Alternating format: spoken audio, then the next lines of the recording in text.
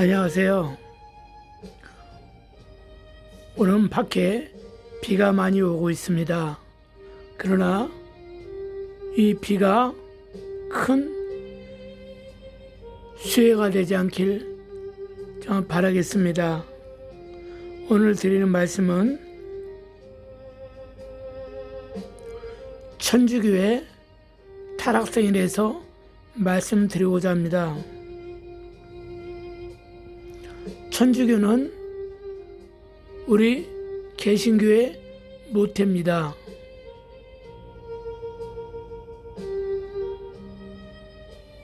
천주교는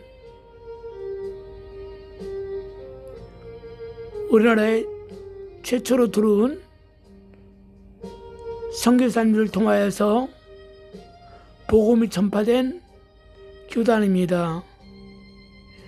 그래서 천주교인들이 그 대원군 때 수많은 분들이 순교를 당함으로 말미암아 그 순교의 피가 대한민국 팔도에 전역에 퍼져가지고 오늘날 우리가 기독교의 꽃이 활짝 피는 그런 기쁨을 누리게 되었습니다. 그러나 천주교에 대해서 잘못된 점을 몇 가지 지적함으로 말미암아 이 천주교가 제 말을 듣는 누군가가 정말 영적인 신앙 개혁을 해가지고 교회의 모든 문제들을 성경 말씀 중심으로 바로 잡는 운동을 했으면 하는 바람에서 말씀을 증거하겠습니다. 여러분도 알다시피 천주교 최초의 일대 교황이 가톨릭의 사도 베드로입니다.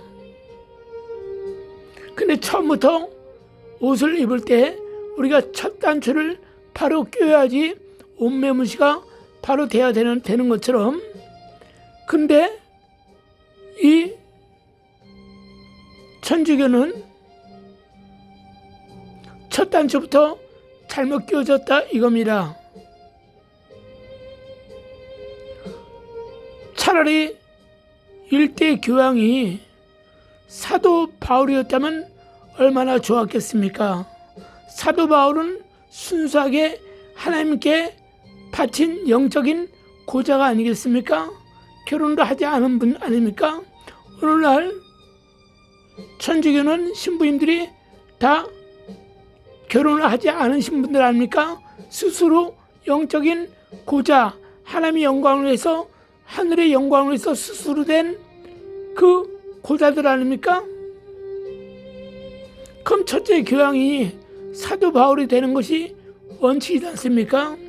근데 사도 베드로는 이미 처자식이 있던 분이 아니었습니까? 그런 분이 일대 교황으로 추대되어서 오늘날 이 모든 천주교가 이끌어 나간 것에 대해서 첫 단추가 잘못 꼈단 말을 먼저 전하고 싶습니다. 그 다음에 이 천주교가 어떤 우를 범했습니까? 마틴 루터 시대 때 그 이전부터라도 교회의 성전을 짓기 위해서 국가적으로 세금을 걷어야 되는데 세금이 별로 안 나오니까 면죄부를 시행하지 않습니까? 누구든지 돈을 많이 내면 구원받을 수 있다고요.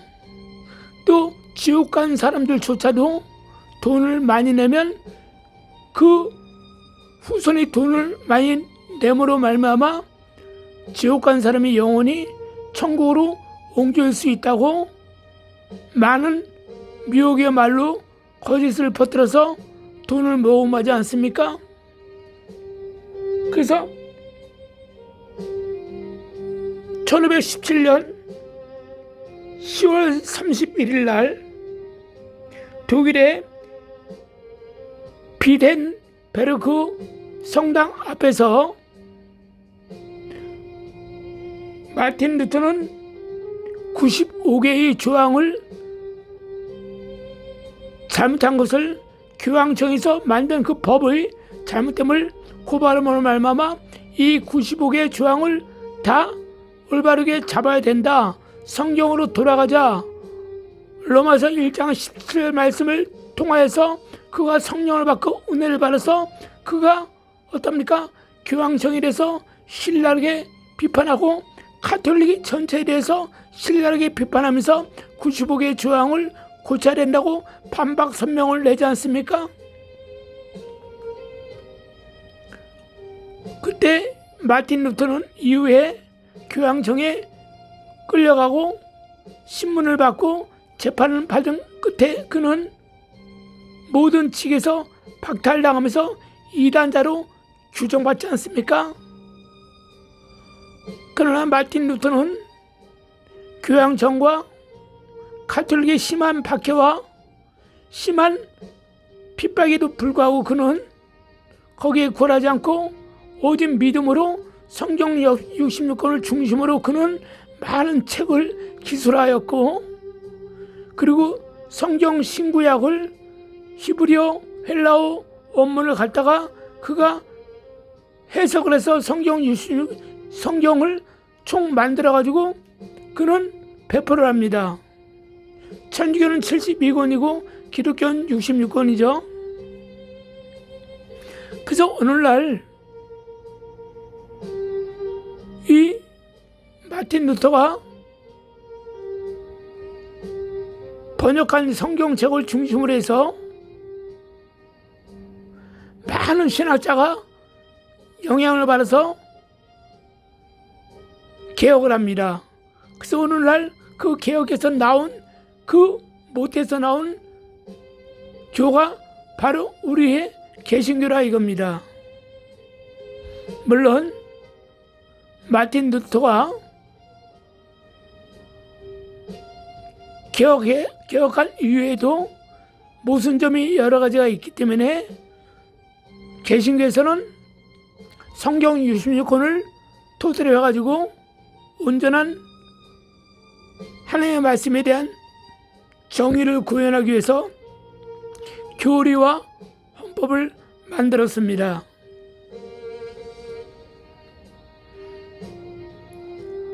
그러면은 천주교인들 신부님이나 수녀님이나 교인들은 마틴 루터의 그 신앙을 본받아서 오늘날 천주교의 타락한 모습에 대해서 개혁을 해야 된다 하는 이 말씀을 전해드리고자 합니다. 또 특별히 1930년대 266대 교황으로 선출된 프란체스코 교황이 있습니다. 이분이 또 뭐라고 허무맹랑한 말씀을 천주교인들에게 얘기합니까? 예수를 믿어서 구원받은 사람은 천국에 가지만 그러나 믿지 않고 죽은 사람들은 지옥에 가지 않는다. 지옥이란 자체는 없다. 그럼 그들이 어디 가냐? 바로 먼지처럼 없어진다는 것이에요. 예수 믿은 사람만 천국에 들어가고 믿지 않는 사람이나 죄를 지은 모든 자들은 천국에 들어가지 못하기 때문에 영원히 바람처럼 사라진다는 것입니다. 이런 허무맹랑한 이런 설교를 통해서 교인들에게 가르쳤다 이겁니다.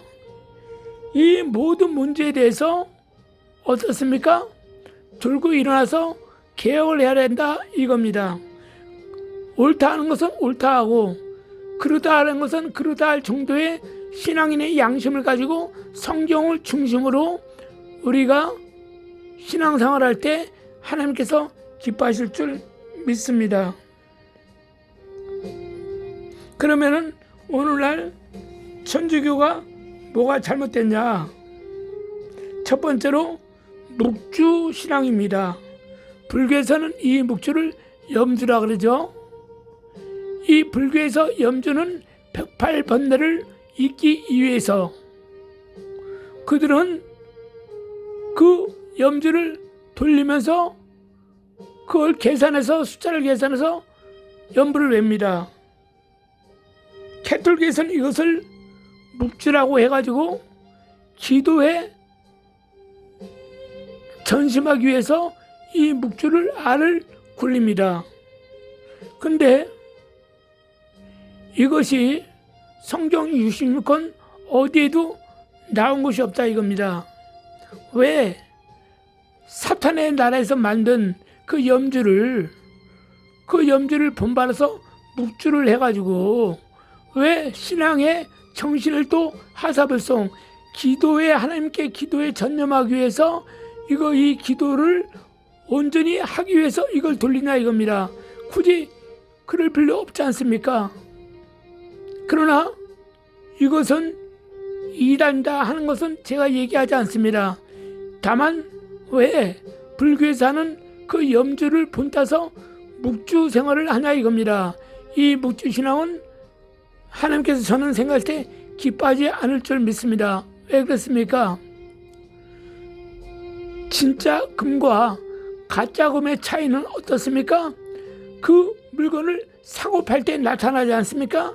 진짜 금은 사거나 팔 때도 제값을 받고 사고 팔고 할 수 있지만 가짜 금 몇 개 하는 그 반지는 끼고 다닐 때는 남들을 속일 수는 있어도 막상 금은방에 들어가서 사고 팔 때는 아무 값어치가 없는 조그만 양철 덩어리에 불과하다 이겁니다.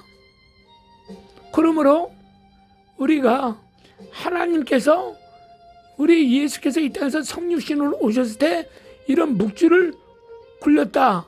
하나님께 기도하기 위해서 정신을 돌아가기 위해서 잡념을 없애기 위해서 그러면 우리가 당연히 해야 되죠.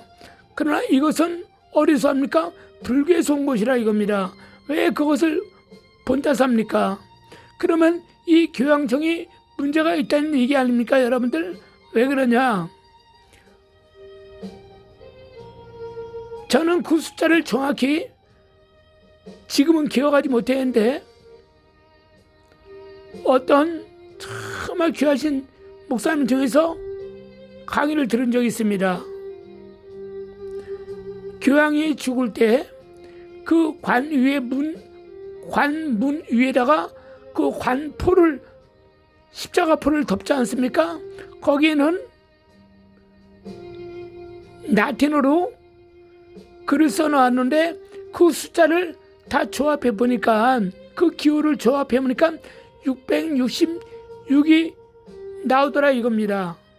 그래서 마지막 적그리스도는 교황청에서 나온다 이렇게 얘기를 제가 그 옛날에 한번 강의를 들은 적이 있습니다. 그거는 제가 직접 그 포를 관위에 있는 그 면포를 확인해 보지 않았기 때문에 들어서 얘기한 것 뿐입니다 이겁니다. 그러나 이건 그 숫자가 666이라 이겁니다.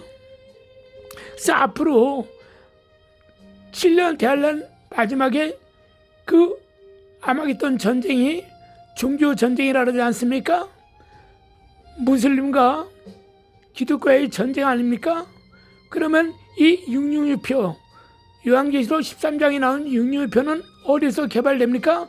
유럽에서 개발됩니다. 그리고 어떻습니까? 바로 서남아시아 중동 지역의 강대한 나라들과 손을 잡아서 그들은 666표를 매매하도록 합니다. 그리고 666표를 받지 않으면 어떤 거래도 할 수 없도록 법으로 만들어 놓습니다. 그러나 마지막에 완전한 기독교 국가들끼리는 모여서 그 666표를 받지 않으라고 저는 믿어 의심치 않습니다. 그래서 그 유럽인 나라들이 대부분 어디입니까? 바로 캐톨릭을 주신앙으로 섬기는 국가들이라 이겁니다. 그래서 적그리스도가 카톨릭에서 나온단 말이 그래도 그거는 의심할 말이 아니라고 저는 생각하고 있습니다. 그렇기 때문에 신부님이나 수녀님이나 정말 성경 말씀을 중심으로 살기를 원하는 캐톨릭 신자들은 깨어서 일어나서 영적인 개혁을 해야 될 줄 믿습니다. 여러분의 선배 마틴 루터를 본받으시길 바라겠습니다. 그 다음에 이 천주교에서 두 번째 문제는 뭡니까? 촛불 신앙이라 이겁니다. 이 촛불 신앙, 이 초는 구약 때부터 사용했었죠. 그래서 오늘날 천주교 가정에 가서 보면은 상이 하나가 있죠. 조그만 상이 있고 거기에는 촛불이 큰 거, 그러니까 저기 소은 성치 않은 초 큰 거 있잖아요. 양초. 그 양초를 하나 있고 하나는 성모 마리아 그 대리석으로 조그맣게 만든 그 성모 마리아 상이 있고 그 앞에는 예수님께서 십자가의 가시관을 쓰시고 십자가를 달리신 그 모습의 십자가가 있잖아요. 그래서 이 초는 일단 여러분들이 촛불이 나중에 그 집에 아무도 없으면 불나면 어떡합니까? 실수로 그럴 일이 없겠지만 불나면 문제가 생기지만 그 다음 이 촛불의 신앙은 여러분들 천주교에서는 어떤 신앙입니까? 밝혀준다. 어둠을 밝혀준다는 그런 영적인 상징의 의미를 가지기 때문에 그 촛불을 켜놓고 있지만 이미 우리는 누굴 모시고 삽니까? 성령님을 모시고 살지 않습니까? 성령님은 우리의 영적인 촛불이 되십니다. 우리의 태양이 되십니다. 우리의 별이 되십니다. 우리의 달이 되십니다. 우리의 해가 되신다 이겁니다. 우리의 말씀이 되신다 이겁니다. 굳이 이 양초는 필요 없다 이겁니다. 오히려 양초는 어디서 지금도 사용하고 있습니까? 고대부터 지금까지 역시 절에서는 역시 또 유대교에서는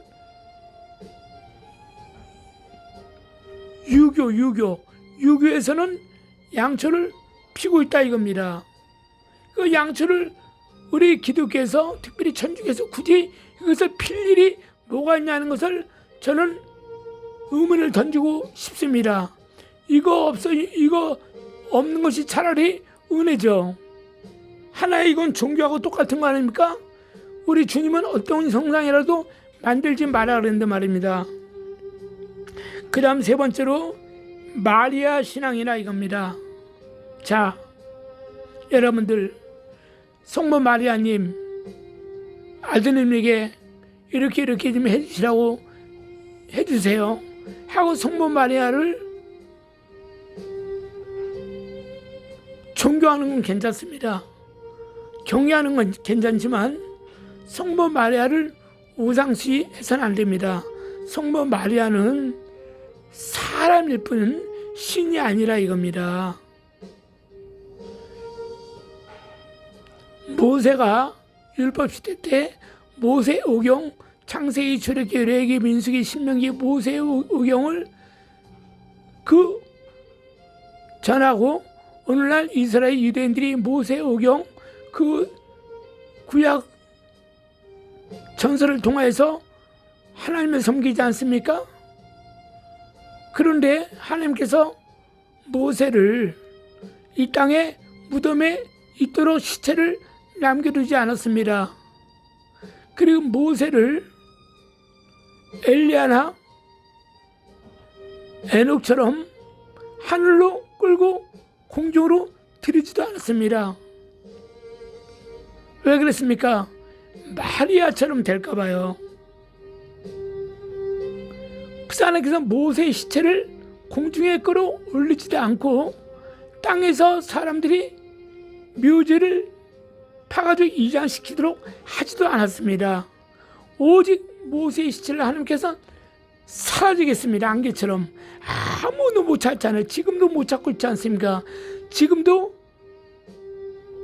고고학자들은 모세의 흔적을 찾아서 뭐라도 하나 찾아보려고 찾고 있지만 찾지 못하고 있습니다. 왜 그랬습니까? 모세가 우상시할 될까봐. 하나님의 택한 선민 이스라엘 백성들이 모세를 우상시할까봐 하나님께서는 모세의 시체를 올리지도 않고 땅에 파묻지도 않도록 아예 온데간데 없게 감춰버렸다고 했습니다. 여러분들, 마리아는 신앙이 워낙 좋아서 성령을 통하여서 그 배를 빌려서 하나님이신 예수가 성육신 하신 것입니다. 그러면 마리아는 어떤 존재냐? 성녀는 맞죠. 미리엄도 성녀입니다. 자, 엘리사벳도 성녀죠. 오직 하나님 한 분만 바라보고 일생을 살았던 분들이죠. 근데 불명한 것은 뭡니까? 그는 신이 아닙니다. 자, 예수님께서 갈보리 산사에서 십자가에 달리실 때 그 제자 사도 요한에게 뭐라고 합니까? 요한아, 예수님 어머니 두고 예수께서 하시는 말씀이 이제 내 어머니가 아닌 너희 어머니다, 이렇게 말했습니다. 그래서 사도 요한은 자기 어머니 뿐만 아니라 이 마리아를 어머니처럼 생각하고 두 분을 모시고 살았다 이겁니다. 그리고 이 두 어머니는 소아시아에서 두 분 다 소천하셨습니다. 그러므로 주님께서 내 어머니다고 잘 모시라는 것은 뭡니까? 육신의 사람이기 때문에 이제 죽을 사람이야. 그래서 이 사람은 모세하고 틀립니다. 그리고 이 사람은 어떻습니까? 특별히 엘리야하고 에녹하고는 틀립니다. 급이 틀리죠. 에녹이나 엘리야는 마지막 그 날까지도 하나님을 섬기며 그는 죽도록 충성한 증인들입니다. 그러나 마리아는 그 배에서 예수 위에 6명의 자식들을 그 남편 요셉과 함께 잠을 잠으로 태에서 잉태해서 아기를 한 자식들이 있습니다. 여전히 세상과 더불어 살았던 사람입니다. 다만 신앙 중심은 하나님께 있죠.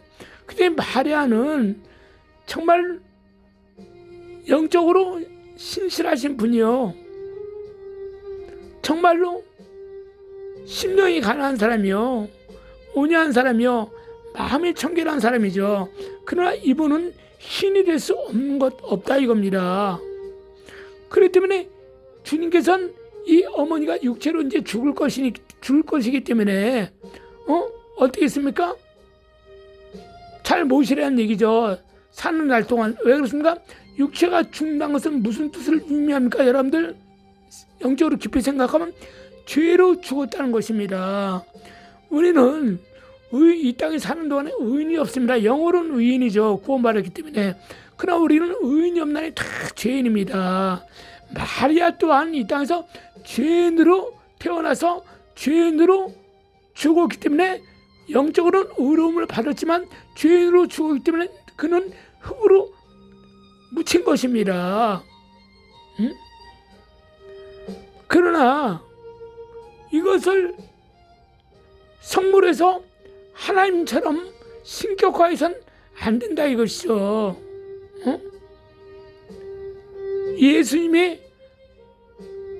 하나님 예수님이 어머니 마리아요, 이러면 안 되지 않습니까? 이게 말이 됩니까? 여러분들 아죠? 요한복음 2장에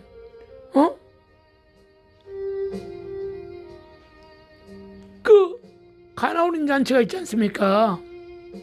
그때 어떻습니까? 하인들이 술이 떨어졌다니까 마리아가 예수님께 부탁하지 않습니까? 술이 없다는데 어떻게 하면 좋니?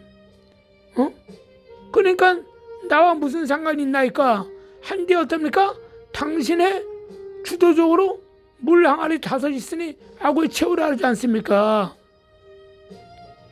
나와 무슨 상관이 있나이까? 이 말은 뭡니까?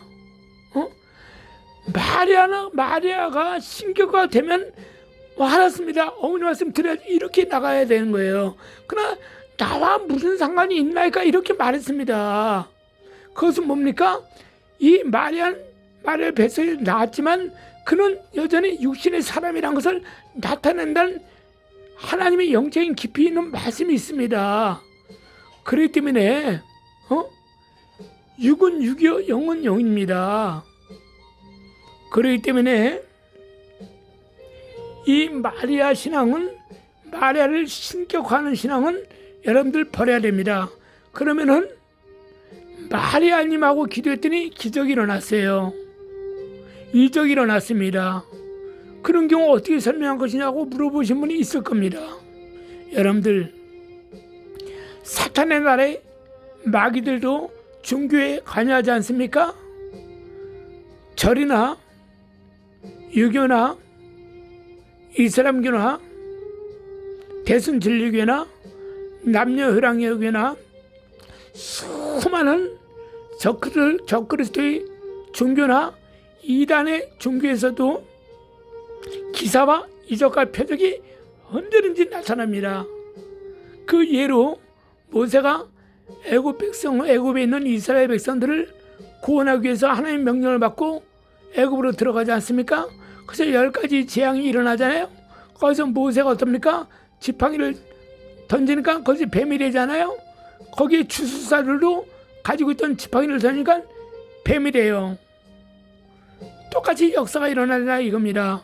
절에서도 무당집에서도 점쟁이에서도 기사와 표적과 능력이 언제든지 나타납니다. 하늘에서도 큰 이적이 일어나는데 하늘에서 불이 떨어져요. 하나님만 불을 떨어지게 주의 선지자가 불을 내리니까 옆에 있는 사탄의 선자들도, 이방 선자들도 하늘을 향해서 기도하니까 불이 내리더라 이겁니다. 그런 기사와 표적과 이적은 언제든지 똑같이 일어난다 이겁니다. 그래서 성모 마리아께 기도하니까는 기사, 이적과 표적이 일어났다. 그러니까 우리 성모 마리아님이 기도를 아드님 예수 하나님이 들어오셨다 이렇게 하면서 합니다. 너무너무 기뻐하고 손뼉치고 할렐루야 난립니다. 근데 거짓말입니다. 성모 마리아를 붙잡고 쓰는 게 사탄이라 이겁니다. 그 사탄의 나라에서 아주 흐뭇하게 여기는 종교가 어딘지 아십니까? 가톨릭입니다. 그 발 아래에 있기 때문에 이게 문제라 이겁니다. 그래서 신부님이요, 수녀님이요, 또 성령 충만한 천주교 교인들이요, 마틴 루터처럼 영적인 종교 개혁을 꼭 하시길 바라겠습니다. 성모 마리아 성도는 지금 낙원에서 가슴을 치면서 하나님께 기도하고 있을 거예요. 왜 저 사람들이 나를 이렇게 숭배할까? 저기 지금 우상 숭배인데 하고 가슴을 치고 통곡하고 있을 것입니다. 성경 말씀을 중심으로 해서 우리가 예수를 믿어야 됩니다. 신부님의 설교를 통해서 예수 믿는 게 아니에요. 수녀님의 가르침을 통해서 예수를 믿는 게 아닙니다. 성경 66권을 통해서 우리가 예수를 믿어야지 온전히 하나님께 영광과 존귀와 찬양을 올려드릴 수 있는 삶을 살 수 있다는 것입니다.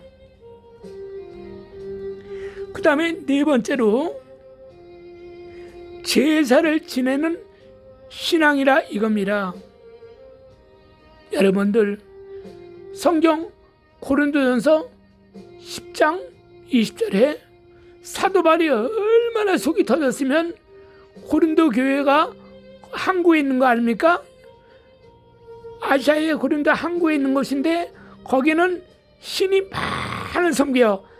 그 각 족속들이 자기 신을 가져서 신상을 세워놓고 신을 많이 세운 것이 고린도 지역입니다.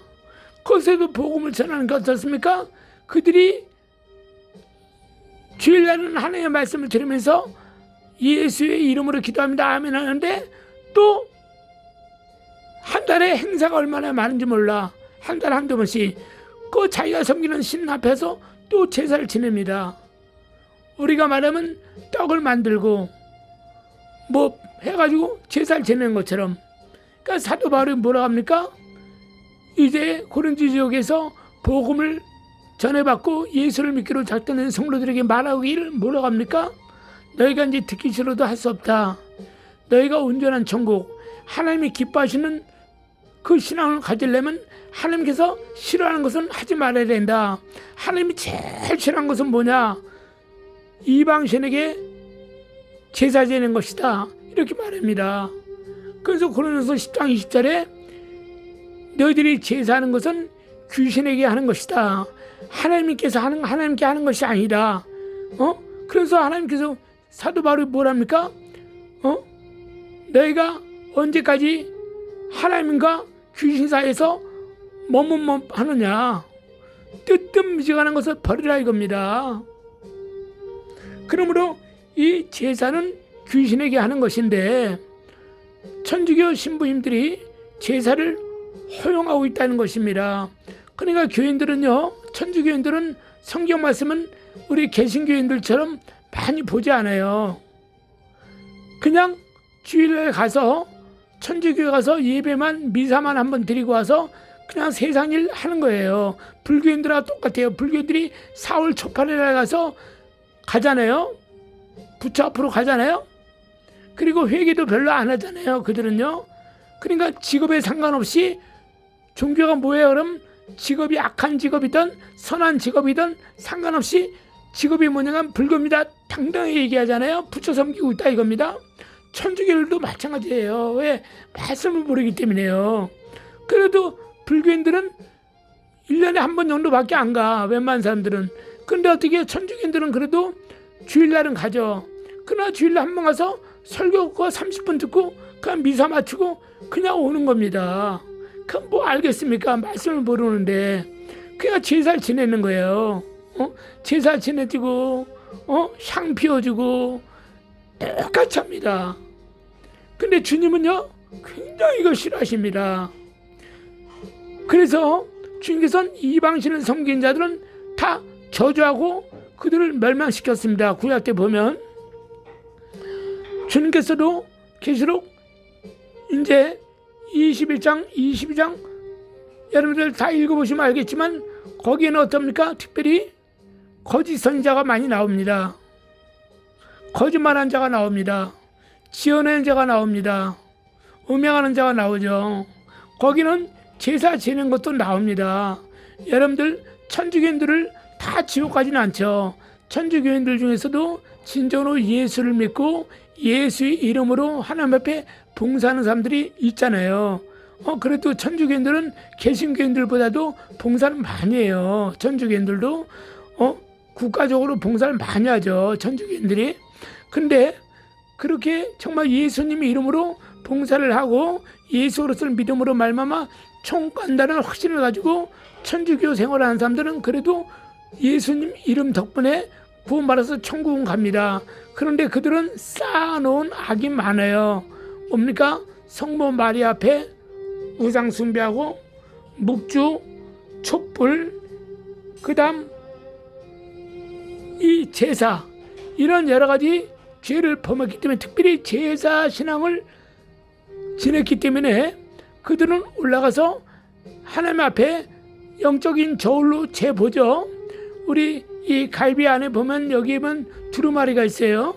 이 두루마기를 빼면요, 여기에 그분이 죽은 사람의 선과 악이 다 나와 있어요. 그래서 주님께서는 논공 행상의 하나님이요 신상필벌의 하나님으로 그때는 등장하신 거죠.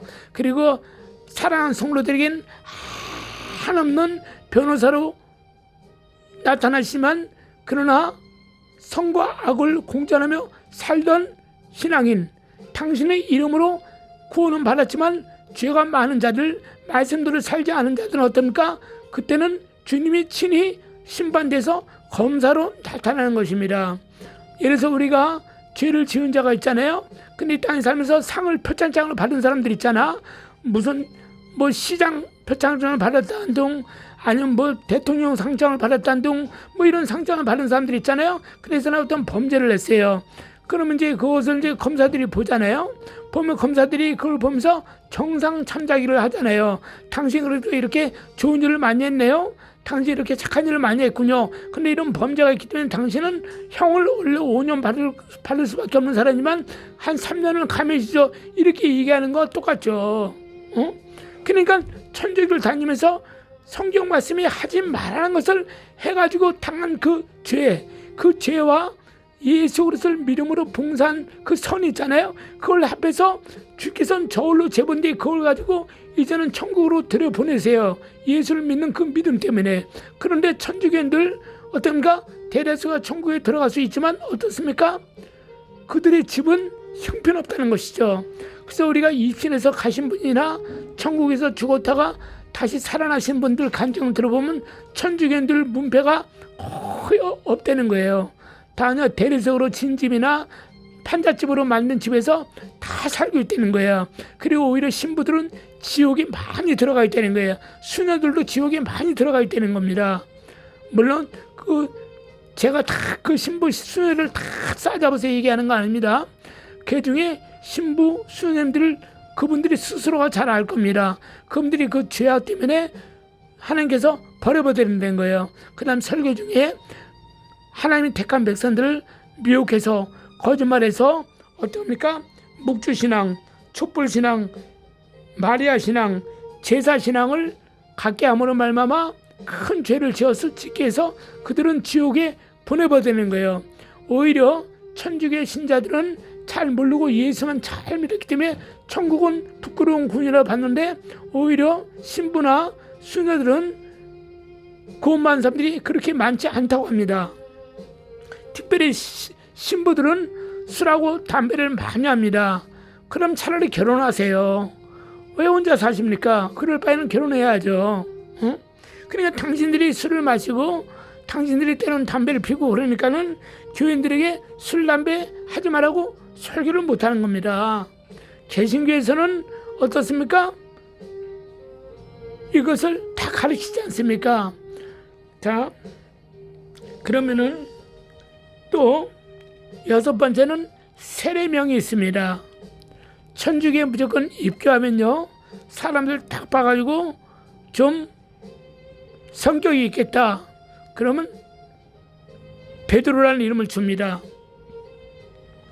그리고 사랑이 많겠다 그럼 마리아, 테레사, 응?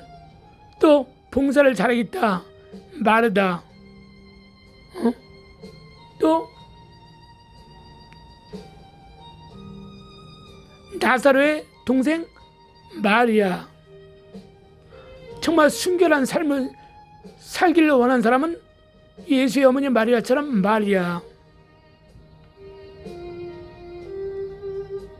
또 콘스탄티누스 기독교 국가로 만든 그 재앙의 엄마 헬레나.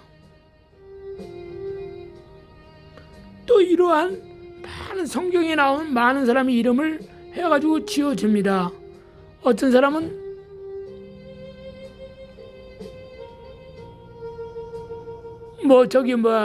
한방 의학에 관련된 거, 약사에 관련된 거 하면 누가라는 이름을 지어주고, 아니면은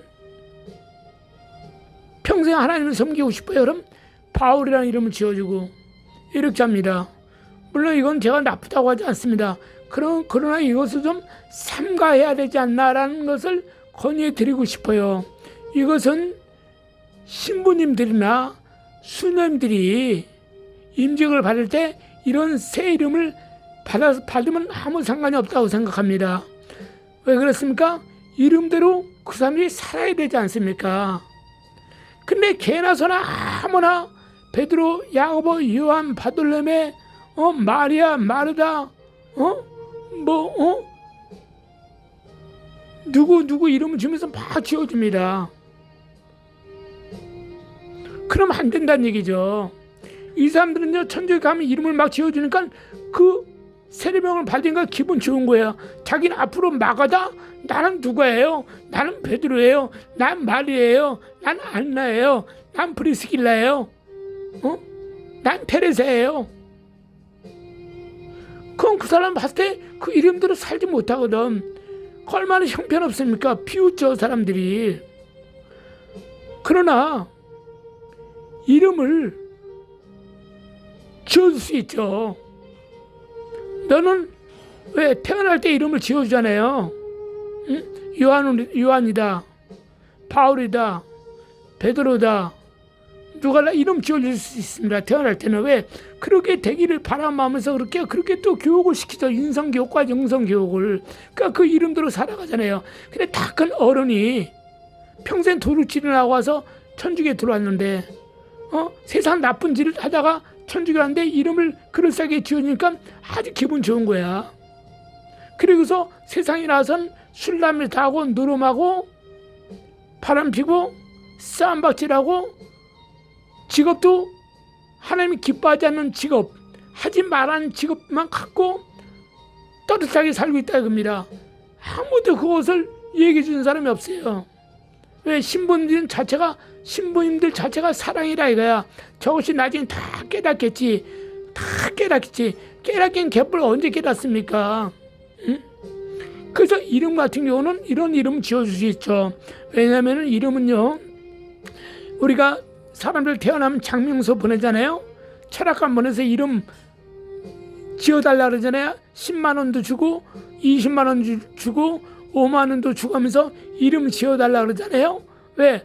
그 자식이 잘된 말하면서 잘되는 바라면서 부모님이 이름을 지어달라고 창문서에 찾아가잖아요.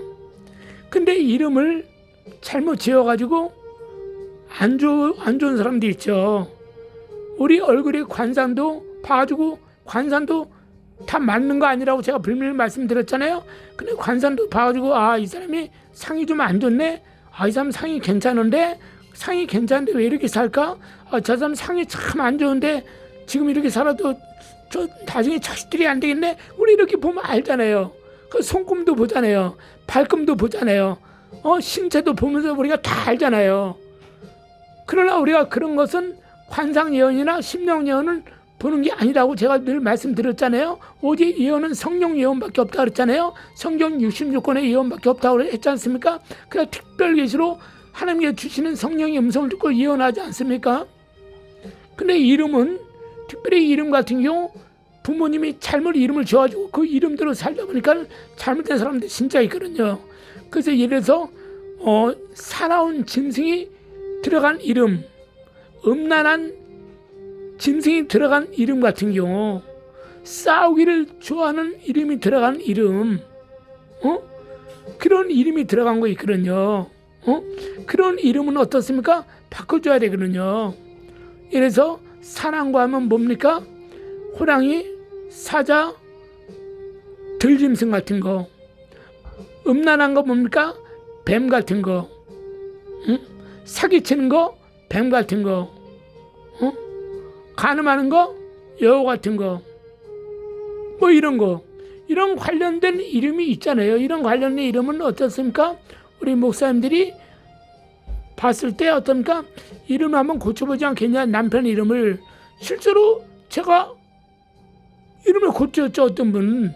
고쳤는데 어떻게 해요? 몇 달 만에 그 남편이 돌아오더라 이겁니다. 교회 오더라 이겁니다. 자발적으로.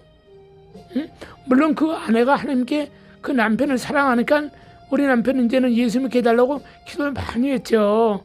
근데 여전히 마귀는 그 남편 머리를 붙잡고 있기 때문에 계속 시비 걸죠. 오히려 2년 너 2년아 교회 가면 뭐 이렇게 했죠. 그럼 어떻습니까? 몇 달 후에 그 이름이 바꿔지니까, 그리고 이제는 당신 이름은 이아무개야, 김아무개야 이렇게 이름을 바꿔준다 이겁니다. 그리고 성은 물론 똑같겠죠. 최아무개야 이렇게 성에서 이름을 바꿔준다 이겁니다. 이름을 바꿔주면 어떻습니까? 이 사람이 예수를 믿더라 이겁니다. 순한 사람이 되더라 이겁니다. 믿음의 사람이 되더라 이겁니다. 그런데 어떻습니까? 이름이 안 좋은 사람은 어떻습니까? 그 하는 일이 잘 될 수가 있어요.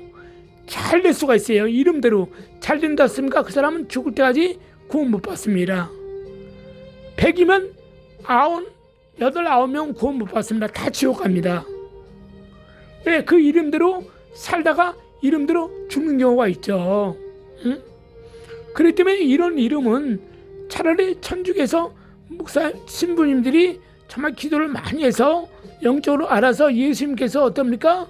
바로 시몬에게 베드로라 이름을 주시지 않습니까? 요한에게 보아너게라는 이름을 주지 않습니까? 바로 이같이 이름을 주는 것처럼 바로 이름을 달라고 기도해서 새신자가 들어오면 그 천주교에서도 이런 성경에 나온 이름을 주지 마시고 이름을 바꿔주시던지 이렇게 해서 나중에 정말 그가 신실한 신앙인이 되면 새 이름을 줄 수도 있죠. 그러나 새 이름은 요한계시록 2장 버가모 교회 보면 주님께서 회개하는 자 뭘 준다 그랬어요? 천국에서 회개하면 뭘 줘요? 새 이름을 지어준다 그랬거든요. 새 이름은 뭡니까? 준 자와 받은 자밖에 몰라요. 주님하고 당사자밖에 모른다 그랬습니다. 그 새 이름을 이 땅에서 신부님들이 새 이름이라 하시고 이름을 막 남발해서 막 성경에 있는 이름을 막 지어주는 겁니다. 그러면 안 됩니다. 그래서 이거 하나님 기뻐하지 않는다 이겁니다. 이건 고쳐야 될 줄 믿습니다. 그러면 제가 신부님 또 수녀님 다 타락했다고 욕을 하는 게 아닙니다. 천주교에서도 제가 아까 말씀드렸다시피 봉사는 잘해요.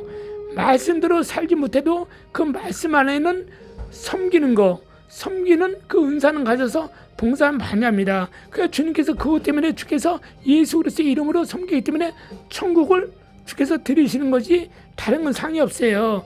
그래서 나중에 저울로 재가지고 버린다는 것입니다. 특별히 신부들 같은 경우는 어떻게 주님께서 그러죠? 너희들은 저 바리새인, 율법사, 서기관, 제사장들의 입에서 나오는 말은 듣되 저들의 행동은 본받지 말라 그랬어요. 신부들이 말은 봉사합시다, 서로 사랑합시다, 설교는 잘하는데 지는 뒤에 가서 어떻습니까? 음탕한 짓을 골라서 하고 술, 담배를 골라서 하고 그런 나쁜 짓을 한다 이겁니다. 마치 두 얼굴을 가진 그 의사 똑같다는 것이죠. 응? 그래서 그러나 이 신부하고 스님들 좋은 것은 뭐냐? 이들 가운데서 10분의 1명 정도는 목요일날 저녁에 성령 대명의 기도회가 있습니다. 이들은요 정말 사도행전 2장의 120문도의 마가 다락방에 그 성도들처럼 성령 충만 받기 위해서 성령의 은사를 사모하며 성령의 말씀을 구하며 말씀대로 살기 위해서 간절히 기도하고 교제하는 성령 충만한 신부님과 수녀님들도 있다 이겁니다. 근데 이분들은 10명에 1명 정도밖에 안 돼요. 그렇기 때문에 그 10명의 한 분에 속한 신부님이나 수녀님이 정말 성령의 불길을 타오르게 하시면서 마틴 루터가 1517년 10월 31일 날 바텐버르크에서 종교개혁에 선언을 하신 것처럼 여러분도 종교개혁을 좀 해주세요. 해줘야지 천주교인들이 온전하게 우상숭배를 버리고 하나님의 말씀으로 돌아와서 개신교처럼 살 수 있다 이겁니다. 마지막으로 개신교와 천주교인들이 차이를 말씀드리겠습니다. 천주교인들은 개신교에 절대 웬만하면 안 갑니다. 또 특별히 개신교에 있는 성도들은 천주교에 절대 안 갑니다. 이유가 똑같냐고요? 그렇지 않습니다. 천주교인들은 개신교에 가고 싶은 마음이 들어도 못 가는 이유가 뭡니까? 제사 문제 때문에 못 갑니다. 제사를 지내야 되기 때문에 조상에게 제사를 지내줘야 될 때 안 가요. 또 자기가 죽으면 자기 자식이 자기를 위해서 제사를 지내줘야 되기 때문에 그 제사밥 먹고 싶어서 안 갑니다. 그리고 술, 담배 같은 거 어떻습니까? 왜? 천주교에선 주일날 한 번 얼굴 빼건 내밀고 신부님 설교 듣고 나오고 미사에 참여하고 오는 것밖에 없기 때문에 하나님의 말씀을 몰라요. 그러니까 성령을 받지를 못하죠. 성령을 받지 못하는 게 어떻습니까? 말씀을 모르죠. 말씀을 알아도 국어책처럼 이런 문법적으로 이 글씨 해석만 할 줄 알지 영적인 말씀을 모르기 때문에 어떻습니까? 그는 하나님의 법을 따르지 못해요. 그랬더니 어떻습니까? 개신교로 가게 되면 술, 담배 해야 되지. 나쁜 직업을 가진 사람 직업을 바꿔야 되니까 못하는 겁니다. 근데 거꾸로 개신교의 성도들은 왜 천주교에 못 가냐? 못 가는 이유는 천주교가 타락한 것을 개신교 교인들은 알기 때문에, 또 개신교 교인들은 그래도 방학 중에 있는 신앙인이 있고 또 첫사랑을 잇는 신앙인이 있지만 그들은 언제든지 첫사랑을 회복할 수 있고 방학 중이지만 다시 제약할 수 있는, 복학할 수 있는 성도들이 있습니다. 왜?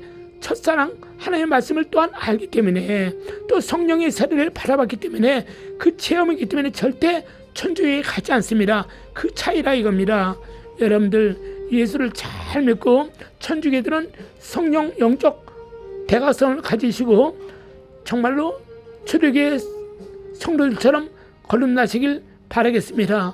끝까지 들어주셔서 감사합니다.